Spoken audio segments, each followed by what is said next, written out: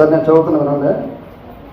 ఇది already post నేను morning రాత్రి చదివి దీన్ని క్రియేట్ చేసి అనేక గ్రూపుల్లో పెట్టడం జరిగింది. నాకు ఉన్నటువంటి గ్రూప్స్లో మనము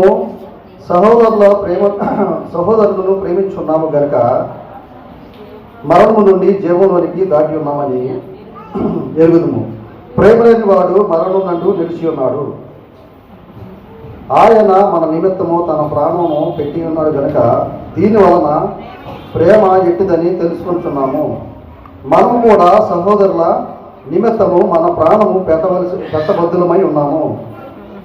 ఈ లోక జీవనోపాధి గలవారమై ఉండి తన సహోదరులకి లేము కలుగుట చూచియు అతని ఎడల ఎంత మాత్రమును కనికరము చూపవాని యందు దేవుడు ప్రేమ ఎలా నిలుచును. పిల్లలారా, మాటలతోనూ నాలుగుతోనూ కాక క్రియలతోనూ సత్యముతోనూ ప్రేమిత్తుము అని చెప్పేసి రాస్తుంది. ఇలాంటివి యోహానులోను పేతురులోను తర్వాత హెబ్రీలు అంటే కొత్త నిబంధనలో ఉన్నటువంటి అన్నింటిలోనూ కూడా ప్రేమ గురించి, ఐక్యత గురించి, యూనిటీ గురించి, కలిసి ఉండడం గురించి ఇవే ఉంటాయి. ఎందుకని మరి ఇట్లా మనం తీసుకోవాలి కదా. మనం చాలాసార్లు చదువుతూ ఉండవచ్చు. ఎందుకని ఈ యొక్క మాటలు చాలా చదువుతున్నాం. మరి దీని అర్థం ఏమొస్తుంది? మనం ఇతరుల కోసం పాటుపడాలి. చెప్పేదల్లా ఇతరుల కోసం పాటుపడతాం. మనం సిద్ధంగా ఉన్నామా? ఇప్పుడు ఈరోజు ఒక ప్రార్థన ఉంది. ఇక్కడ ప్రార్థనకు వచ్చి ఒక గంట 2 గంటలు ఇంటికి కూర్చున్నాం. ఏదో బయట నా సహోదరుడికి ఏదో అన్యాయం జరిగింది. అక్కడ 10 మంది అవసరం అనుకోండి. అక్కడ కూడా మనం రావడానికి సిద్ధంగా ఉండాలి కదా. 10 మంది ఉంటుంది కదా, అక్కడ మాట్లాడతానికి మనం సరిపోతాం ఏ విషయంలో సరే. మరి వెళ్ళకోకుండా మనం ఎక్కడ కూర్చుంటే దేవుడికి అవసరమా? ఇప్పుడు క్రియలు లేని భక్తి మృతమని దేవుడే చెప్తున్నాడు కదా. క్రియలు లేని భక్తి మృతమని చెప్పినప్పుడు మరి క్రియలు ఉండాలి కదా మన దగ్గర.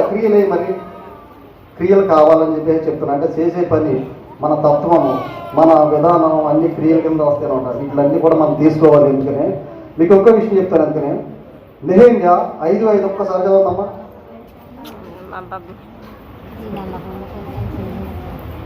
నెహెమ్యా 5:5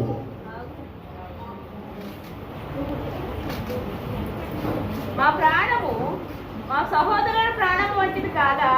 మా పిల్లలు వారి పిల్లలను పోలిన వారు కారా? మా కుమారులను మా కుమార్తెలను దాసులొకటకై అప్పగింపవలసి వచ్చేది.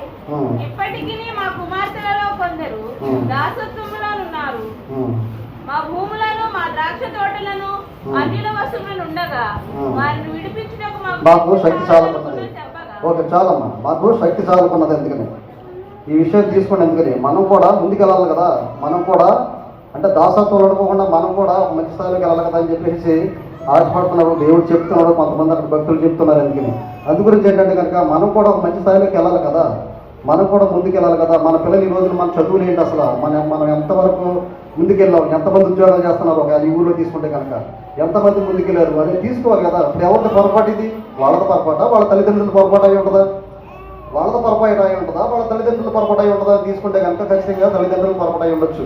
ఎందుకంటే ఒక 7 సంవత్సరాల వయసు నుంచి ఒక 13-14 సంవత్సరాల పిల్లలకు మనం బయట చెప్పగలిగితే గనక వాళ్ళ ట్రాక్ తప్పరంట.